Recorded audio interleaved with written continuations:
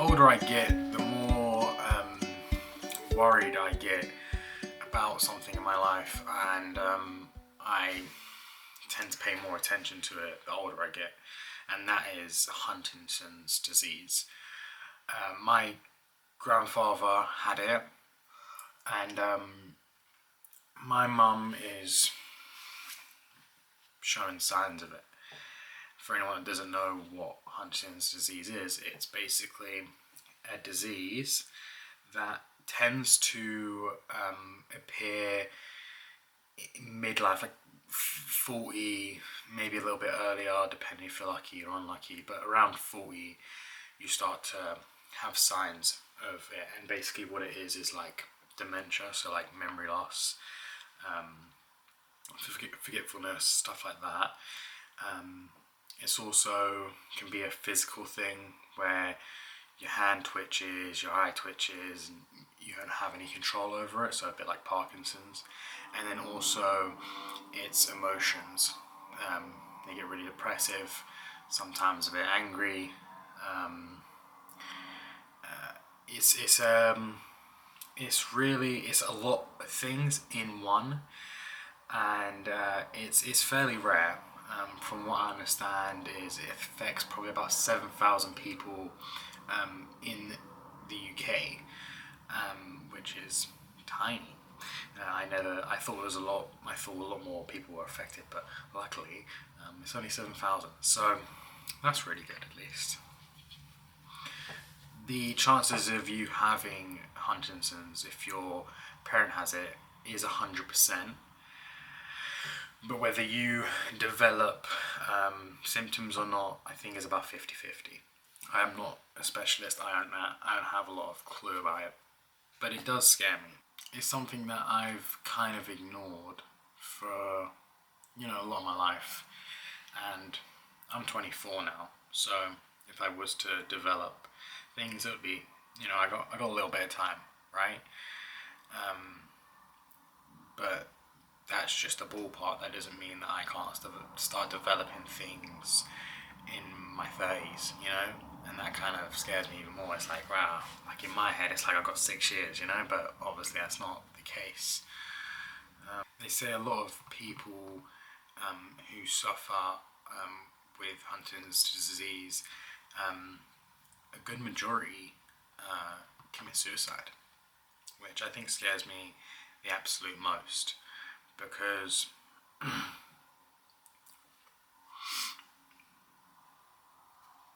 I've been depressed in my past to a point where I probably would have taken my life, and I haven't. I fought against it, and luckily there were people around me that supported me.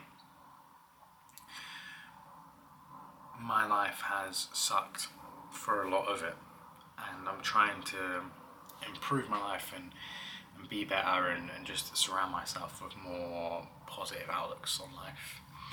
And it would really suck that if I spent like the next 10 years or so and I'm doing really well and I'm changing a lot of people's lives for the better and helping them and helping myself help them and whatnot, and then I get snatched up by this disease that can make me very depressed, because it would just be like, damn, it feels like I had about 10 years to live this life and then that was it. Of course that's not true, but it is something that plagues my mind at times. It's like I might live till I'm 70 but only get 10 years worth of proper life. I hope that's not the case, and I don't think that will be. It's just sometimes you overthink things and you don't really, you don't know what's going to happen in 2 years, 3 years, 10 years time, so I'm probably speaking all sorts of gibberish. But I want to talk about it because it is something that bothers me. By the time I have kids and they're in their mid-40s, if they say they start to show signs and things like that, it will probably be that's in what, that could be 50 years from now, a long time. So I think that their chances of not being affected by it is pretty good. So it doesn't really bother me that my children may or may not have it, because I know that most likely by that time things would have advanced a little bit more, and it probably wouldn't even be something that affects us anymore. Of course, there are, like even now, there are things that slow it down, things that you can cope with the some of the symptoms and stuff like that. So I'm quite lucky, right? Whereas my granddad, no chance, no shot, because it was just back then. But what does scare me is that my kids might see me, especially in the later years of my life, maybe 60, 70, might start to see me deteriorate.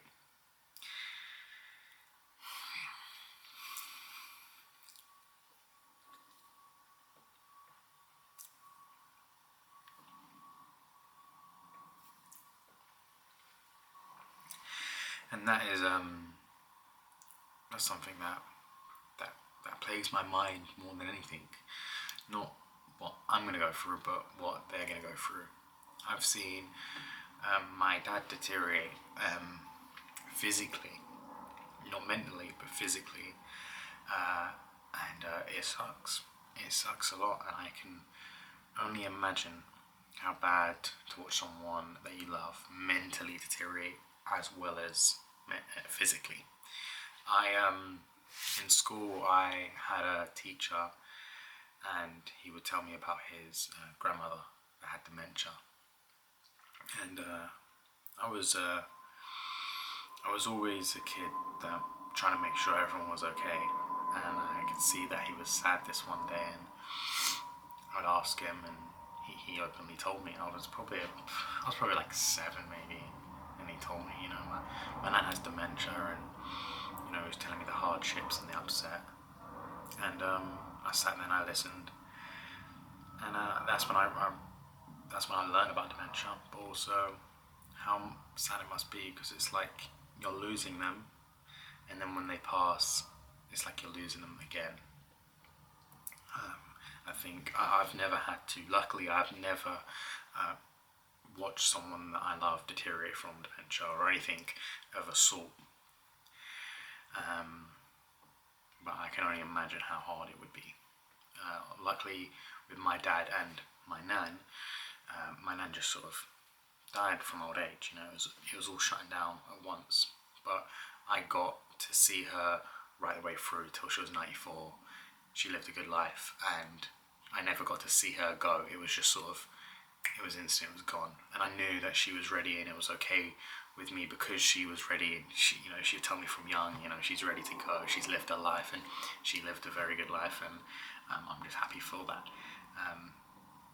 She passed peacefully, no pain, great, and with my dad, yes, I saw him deteriorate physically, but at least he was still there, mentally, that he could talk to me, that he could comfort me, and say what he needs to say, and although it was hard, I think watching someone forget about you, or forgetting who they are, is it's sad. It's really sad, and it scares me. It really does. If I've learned anything from the life that I've lived, is that you have to make the most of it. And I know it's cliche, and I know I probably say it all the time, but you do, you really do. There's a book called A Man's Search for Meaning. It's basically about a person that went into the camps during World War II, and to summarize the book, it might not be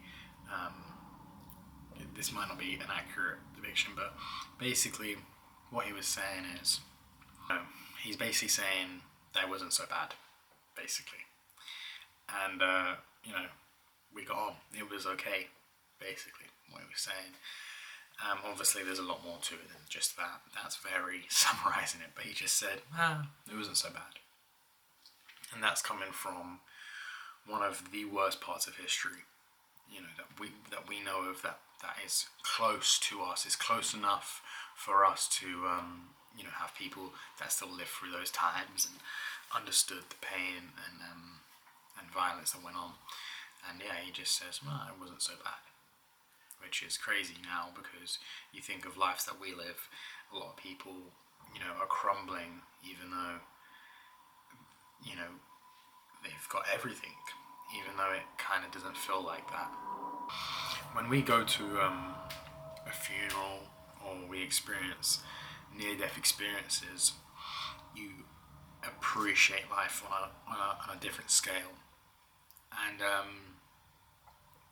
unfortunately, that feeling fades over time.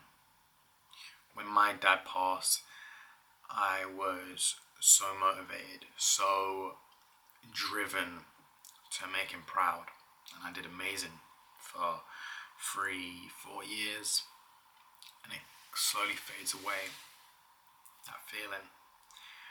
But I think it's very important that you keep on that, you hold that feeling and you let it fester, and you keep it inside you, understanding that life is precious and you only get a set amount of time, and you should make the most of it. That doesn't mean to be sad all the time. I have a picture here of my dad, and I look at it every day, and I don't get sad, I get happy. I get happy to see my dad, but also my dad, lived to be 37, nearly to be 37, and that's not the life he should have got. He should have got a lot more. But if my dad was sitting here next to me, he'd be like, what are you on about? I got 37 amazing years, and there are kids out here that are dying, when they're 5, when they're 10, they're 12. He would tell me, what, you're being silly. I got an amazing life. I got to achieve a lot of things I wanted to, and he lived happy. So he would smack me on the wrist and tell me, well, he wouldn't do that. My dad never told me off, but he would tell me to appreciate life. So I have this here to remember to appreciate life, because it is finite. Some people think that there is a heaven. Some believe that you will live multiple times through reincarnation and different lives, right? And some believe that you only get one go around, and that's it. And the best I've ever heard was, I believe you get one go around, and that's why it's so special. I believe in heaven, and I believe in hell, and I believe that you do only get one go around here. Even if you get to go to these other places when you pass, you still only get one go around here. So make the most of it, right? Even if you believe in whatnot, reincarnation, all that, I believe that the life you're living right now, no matter what you believe in, you only get one go here. You only get one run. And so you gotta make the most of it. Sometimes that can be tiring, but I promise you, when you're in your deathbed, or you do die, you will appreciate the past you, putting in as much effort as possible, even when you were tired. Life is precious, but we have to appreciate every second of it.